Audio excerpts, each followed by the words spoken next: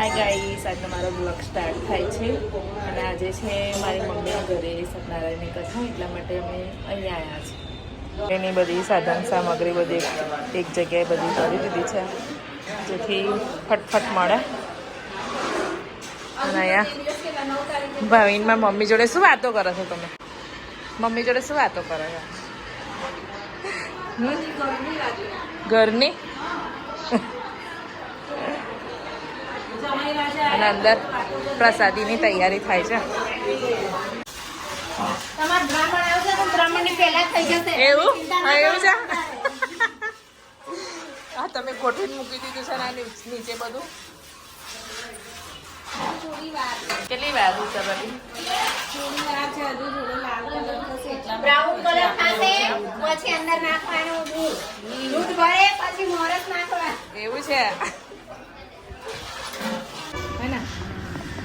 શું કરો છો હિરલ? આ કશું નહીં, જો અર્પિતા એ તોરણ કેટલું સરસ બનાવ્યું છે. મસ્ત છે. પાલવ ના જે સુખી બનાવ્યું. હા, સરસ બનાવ્યું, મસ્ત લાગે છે. આસો પાલવને છે ને પહેલા એ કરી દીધી, શું કહેવાય, સ્ટેપલર મારી દીધું, પછી વચ્ચે જાસૂદ કરી દીધું, હા. પછી દોરી પર લગાવી દીધા. મસ્ત લાગે છે. કેવું સરસ.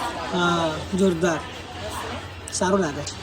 અને આ ઉષા ભાભીએ ફરી ઉષા ભાભીએ એના ભાઈસા ભાભીએ સ્પેશિયલ આ લોટ આવે ને હા, એ લોટમાંથી કલર અંદર મિક્સ કર્યો અને પછી આટલું લોટની ગોળીયા છે. હા, જો મને તો માટી ના લાગ્યા. નાના સ્ટોન ને બધું લગાવ્યું છે.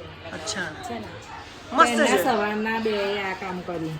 ઓહો, મને તો માટી લાગી. ના, માટીનો યાર થાળી છે સ્ટીલની જોવાની છે. હા લોટ છે ને હા, લોટથી કરીને લોટમાં કલર નાખીને ભેળવીને પછી આ બે કલર બનાવ્યા અને પછી આ કોળિયા ને બધું રેડી કર્યા છે.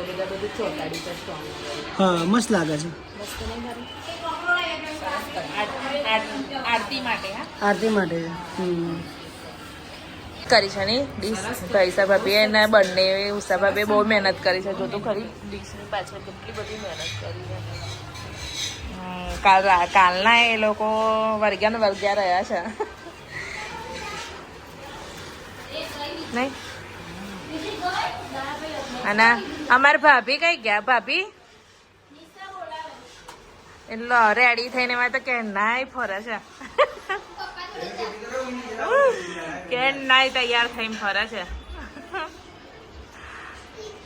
ઉષા ભાભી ને એમને મસ્ત કરી છે ને ડીશ. કરું છું ખાવાનું જ કામ. તું શું કરું છું? ખાવાનું કામ કર્યું. આ બધા બ્લોગિંગ ચાલુ છે. હા, હા, તો આ ફોનમાં બી હવે બ્લોગિંગ ચાલુ કરીએ આપણે. એવું છે. હા, ચાલ. હા હા, કરો. અને રાવુ તો સુઈ ગઈ. સુડાઈ દીધી દીવું ત્યાં. હા, સુધારી હા, તો તું બેસું છો ને અહીંયા? હા, હું બેસું. દેખજે ગોળિયામથી નીચે નાઈ છે બેટા. હા, પડી ના છે. શું કીધું? હા હા, હા. હા. આ મારો ભાઈ શું કરે છે? હા, સ્પ્રે લઈને શું કરું છું? રૂમ ફ્રેશ નહીં કરે છે, રૂમ ફ્રેશ લો. કરે છે. સ્પ્રે કરે બોલા, છે. શું થયું? શું થયું? બોલો બોલો.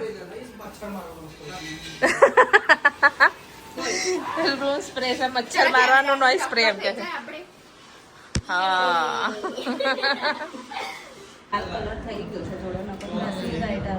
અને ઘી છૂટું પડે ને એટલે શેકાવાની તૈયારી. થોડીક વાર લાગશે. શેકાઈ ગઈ હવે. થોડું હવે શું દૂધ એડ કરે છે એમ ને? નાખી દે થોડું રાખજે.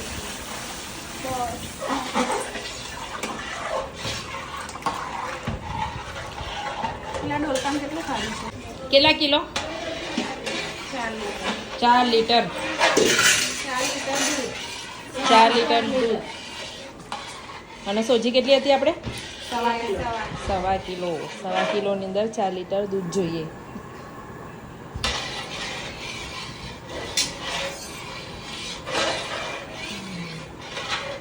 થઈ ગયું ને?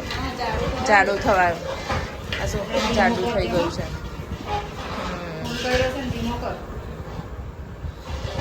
હલાવ બરાબર. હવે છોટો ના જોઈએ. ધીમું કરે છે થોડું. ધીમું કર. આવ ધીમો કર કરી દીધો ને એકદમ ધીમો કરી દીધો ને ફાસ્ટ હોય તો પાછી ચોટી જાય ને મોટું આ રીતનું લાગશે ખાંડ એડ કરી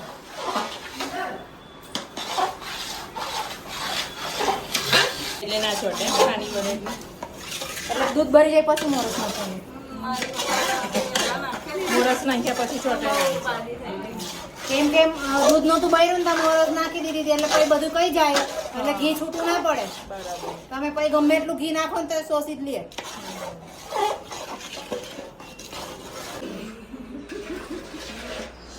અને ગાંઠિયા લારી પર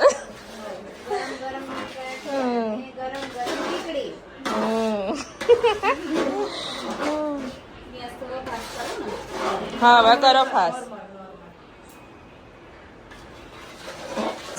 શાસ્ત્રીજી આવી ગયા છે અને એમને તૈયારીઓ બધી પૂજાની સ્ટાર્ટ કરી દીધી છે બધું રેડી કરે છે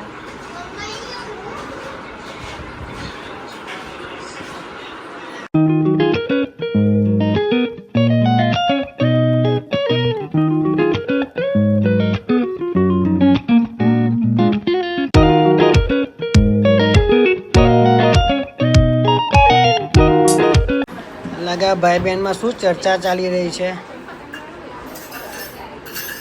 કોઈ ગંભીર ડિસ્કશન ચાલી રહ્યું લાગે છે હિરલ શું ડિસ્કશન ચાલી રહ્યું છે સારું તો તમે ત્યાં જોડે રાખો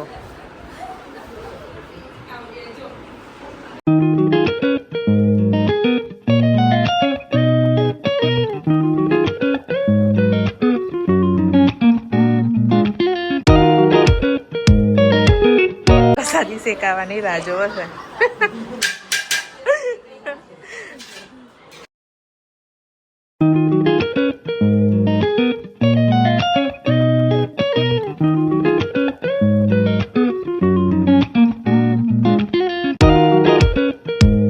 દેખી લો સત્યનારાયણની કથાનો પ્રસાદ રેડી થઈ ગયો છે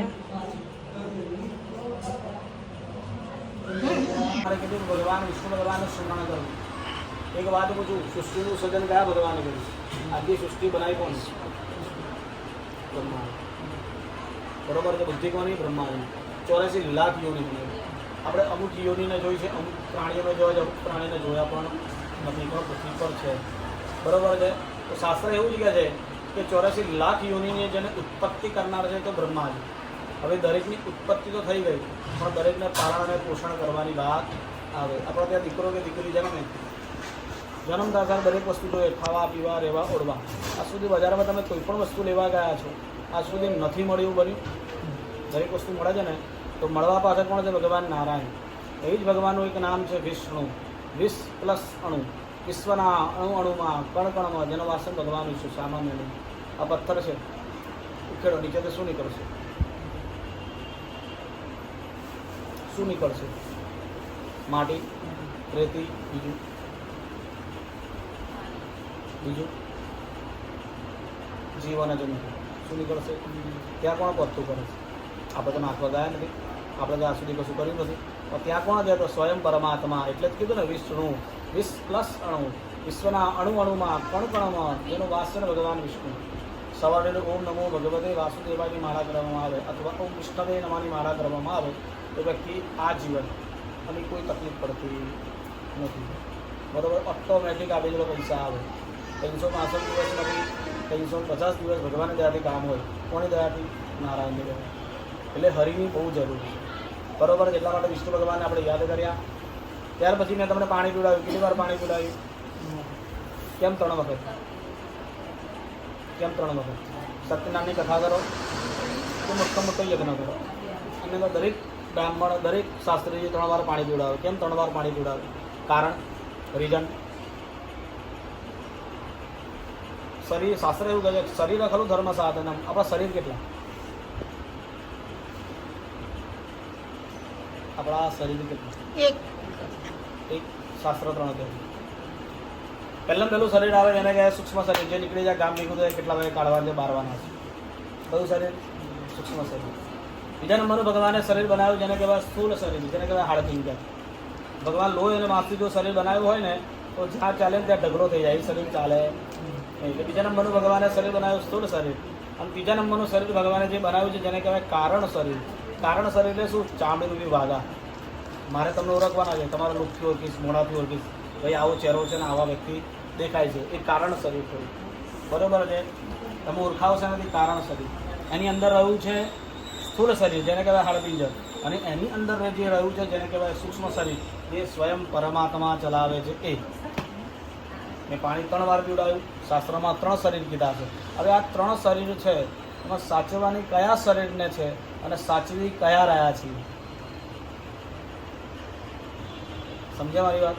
કયા શરીરને ખરેખર સાચવવાની જરૂર છે અને કયા શરીરને આપણે સાચવી રહ્યા છીએ? અત્યારે શું સાચવી રહ્યો છે? કારણ શરીરને. તૈયાર થવું, બ્યુટી પાર્લરમાં જવું, આ મોઢે બધું વગેરે વગેરે. બરોબર છે? તો જે શાસ્ત્ર એવું કહે છે કે જ્યારે દીકરો કે દીકરી જન્મે તો 2.5 થી 3 કિલોનો હોય, અને જ્યારે વ્યક્તિ ગુજરી જાય ને બધી રાખ ભેગી કરીએ ને તો 2.5 થી 3 કિલોની થાય, એનાથી વધારે થતી નથી. એટલે શાસ્ત્ર એવું પણ કહે છે કે પુનરપી જનનામ પુનરપી મરણામ પુનરપી જઠરે શયનામ. બરોબર છે? આપણા કેટલા જન્મ થઈ ગયા છે અને કેટલા જન્મ માતાના ઉદરમાં ગર્ભની અંદર થવાના બાકી છે, પણ કોના અધીન છે? ભગવાનના. આ છે તો બધું છે, આ નથી તો કશું જ નથી. એટલા માટે કીધું કે 3 વખત પાણી પીવામાં એટલા માટે આવે કે આપણા 3 શરીર છે. ત્યાર પછી મેં તિલક કર્યું, નાના શરીરમાં